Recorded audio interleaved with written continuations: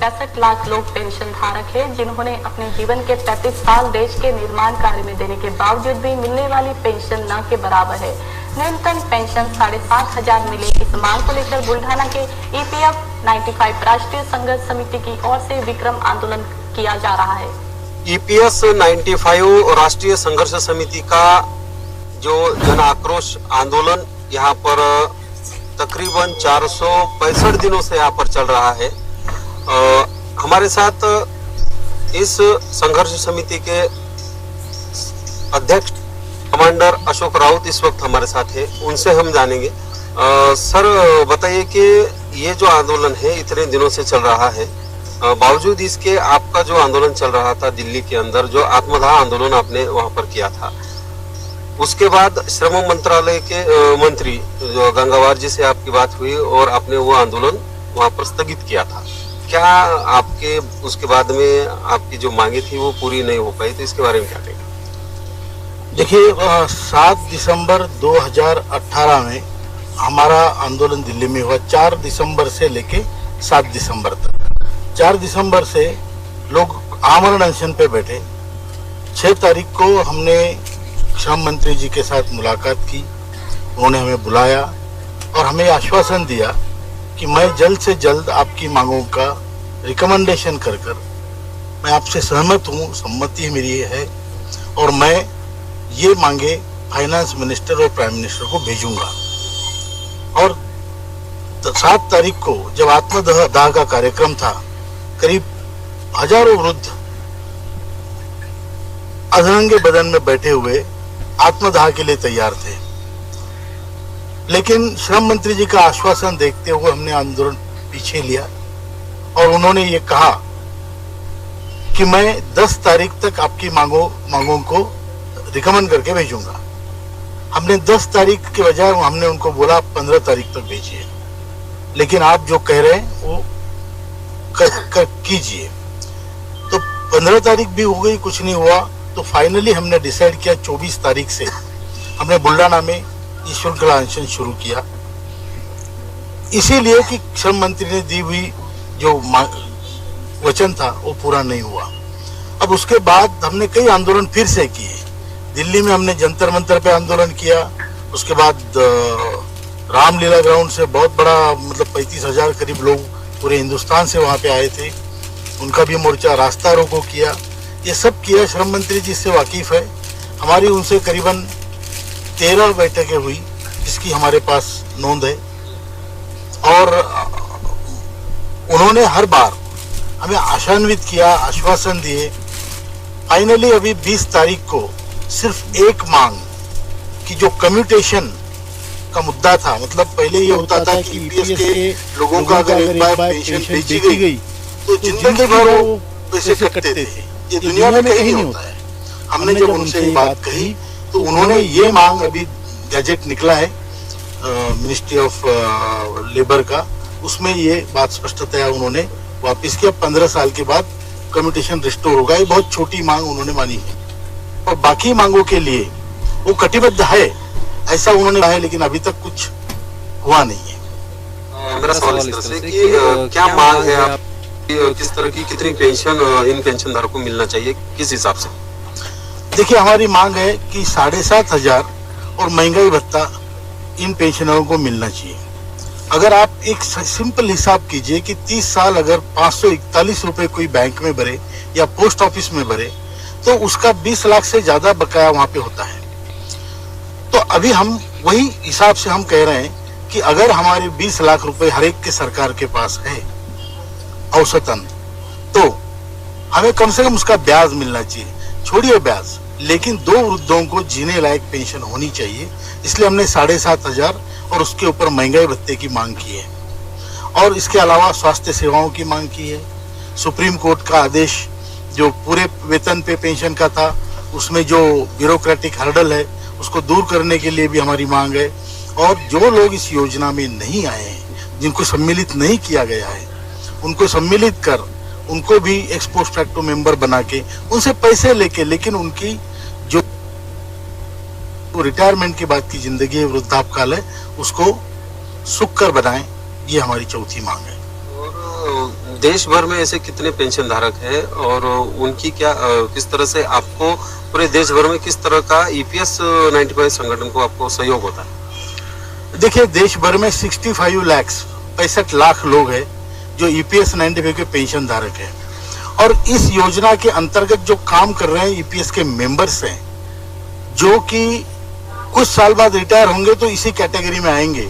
ऐसे 8 करोड़ लोग कार्यान्वित है जो EPS के मेंबर हैं, और जो EPS के दायरे में लेके भी नहीं आ सके ऐसे मेंबर करीब 11 करोड़।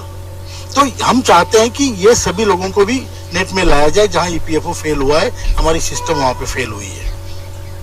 EPFO संगठन के तरफ जो आपका जो बकाया तकरीबन कितना बकाया होगा, और उसके लिए आपके पास क्या इस तरह से कोई स्कीम है क्या कि किस तरह से ये सरकार भी आपको दे पाए और आपको भी आपका जो मसला है वो हल हो पाए? हाँ, ये प्रश्न से पहले मैंने आपने पहले जो प्रश्न पूछा था उसका सवाल का जवाब दूंगा। हमारा संगठन जो है वो देश के 27 राज्यों में है, और जिला स्तर तक हमारी कमेटियां बनी हैं, और हम अगर आंदोलन का कहीं विचार करें तो हर जिले में आंदोलन होगा, कम ज्यादा स्तर पे, लेकिन इतनी बड़ी संख्या में लोग हमारे साथ है। आज एक ही संगठन है जो निवृत्त लोगों का प्रतिनिधित्व करती है, वो है राष्ट्रीय संघर्ष समिति, और ये उसका हेडक्वार्टर है बुल्ढाना, और इसीलिए यहाँ पे जो अनशन चल रहा है, आज आप देख रहे हैं 426 दिन हुए अनशन चल रहा है।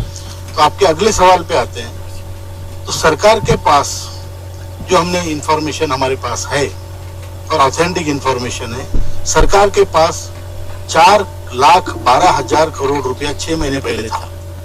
हर महीने कंट्रीब्यूशन हो रहा है, 8 करोड़ लोग हर महीने कंट्रीब्यूशन दे रहे हैं। करीब एक साल में, हर एक साल में सरकार के पास 1 लाख करोड़ उसमें जुड़ जाता है। पहले ये प्रावधान था कि जो लोग रिटायर हो जाए, वो मरने के बाद उनकी राशि भी उनको वापस मिलती थी, वो भी नहीं है अभी। तो जब राशि मिलने रही है, आपका जब असल वहां पे बढ़ रहा है, हर दिन ब दिन बढ़ रहा है, और उसके बाद 57,000 करोड़ रुपए जो अनक्लेम्ड अमाउंट है, वो भी इन्हीं लोगों की है। सरकार ने, मैंने कहीं सुना है कि सरकार की ऐसी योजना है कि उसको ज्येष्ठ नागरिकों के वेलफेयर में लगाए। अरे भाई, ये भी तो ज्येष्ठ नागरिक है जिन्होंने पैसा जमा किया है, और इनका पैसा लेके किसी और का वेलफेयर करना, ये तो ठीक बात नहीं। इसके ऊपर हमने मंत्री जी को पत्र भी लिखा है कि हमारा पैसा हमारे काम आए। तो हमने एक योजना बना के, जैसे आपने पूछा, तो हम सिर्फ आंदोलन करके जिस विरोध के लिए विरोध नहीं कर रहे हैं, और हम ना किसी पॉलिटिकल पार्टी से जुड़े हैं। ये अराजनीतिक संगठन है, और इस संगठन का एक ही उद्देश्य है कि जो वृद्ध लोग हैं, जो EPS 95 के पेंशनर्स, उनको उनका जो भी राइटफुल अधिकार है वो मिले। तो इसमें हमने एक योजना उनको बताई है। हमने उनको 2 प्रपोजल दिए हैं। एक प्रपोजल तो ये था कि हमारे 65 लाख लोग हैं, और 65 लाख उनकी पत्नियां समझ लीजिए, तो 1,30,00,000 लोगों में से 45 लाख लोग पक्का एबल बॉडीड काम करने लायक है।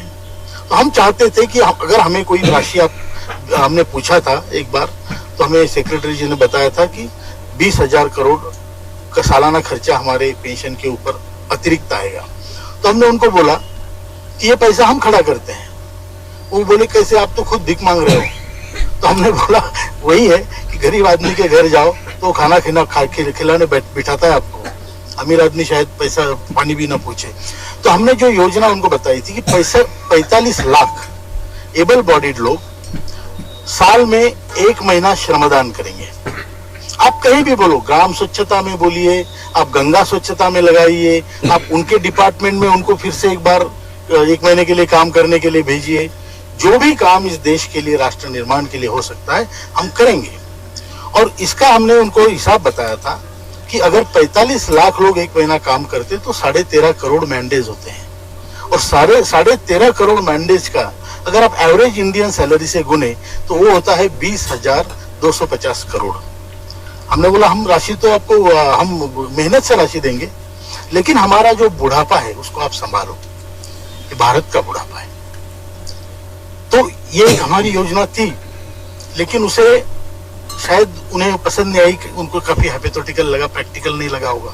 लेकिन प्रैक्टिकल है, हमारे हिसाब से तो प्रैक्टिकल है, उनको नहीं लगा होगा। फिर हमने दूसरा प्रस्ताव उनको दिया। उस प्रस्ताव में हमने लिखा 4,12,000 करोड़ आपके पास जमा है, 57,000 करोड़ रुपए आपके पास अनक्लेम्ड अमाउंट पड़ा है, दोनों को जोड़िए और अब तक का बढ़ा हुआ पैसा उसमें जोड़िए जो जमा हुआ है। इसका जब आप ब्याज निकालते हैं नॉर्मल इक्विटी के हिसाब से, तो उस ब्याज पर आप हमें हमारी जो रिक्वायरमेंट है 65 लाख लोगों की 7,500 और महंगाई भत्ता, इसका जो अमाउंट आता है तकरीबन 10,000 रुपए के आसपास, तो इसको उससे आप गुनिए, जोड़िए और फिर देखिए कि हमारी पूरी डिमांड पूरी होने के बाद इस ब्याज में से 260 करोड़ रुपए वापस फिर फंड में जाता है। असल को हम हाथ नहीं लगा रहे। तो ये प्रस्ताव हमने भेजा, हम पॉजिटिव है। इसके अलावा एक प्रस्ताव भेजा जिसमें हायर पेंशन सुप्रीम कोर्ट के हिसाब से अगर दी जाए तो उसमें 24,680 करोड़ रुपया बचता है। ये सब मामले पूरे होने के बाद, हमारी डिमांड्स पूरी होने के बाद आपको ब्याज से भी पैसा वापस मिल रहा है, तो आपको तकलीफ क्या है? आपका फंड बढ़ रहा है। और आपको अगर आज देखिए सरकार जाके श्रमयोगी मानधन योजना जैसी योजना, अच्छी योजना है, सबकी सोशल सिक्योरिटी होनी चाहिए, लेकिन वहां आप जाके लोगों से पैसा इकट्ठा कर रहे हो। आपको इस क्षेत्र में काम करने वाले लोगों की संख्या है 19 करोड़ 33 लाख। उसमें से आप 8 करोड़ लोगों को ही ईपीएस के मेंबर बना पाए, बाकी लोगों को बनाओ। आपके पास पैसों का तो मतलब बरसात होगी, देश के प्रगति के लिए यूज करो आप, लेकिन वो नहीं कर रहे हैं। मुझे समझ में नहीं आता, जहां पर पैसा है, जहां पर उसका उपयोग हो सकता है, जहां लोग उनकी भविष्य के लिए, सुरक्षितता के लिए, और रेडीमेड तबका है आपके पास, भरने के लिए तैयार है, क्योंकि उनको मालूम है मेरा बुढ़ापा कितना खराब होगा, और ये अभी जागृति भी हुई है। तो ये तबके को आप लो। और हमारी चौथी मांग यही है कि जिनको जोड़ा नहीं उनको जोड़ो भाई, इस रेट में लाओ, उनसे पैसा लो, लेकिन उनका भविष्य सुरक्षित करो। जिन लोगों ने अपने जीवन के 30-35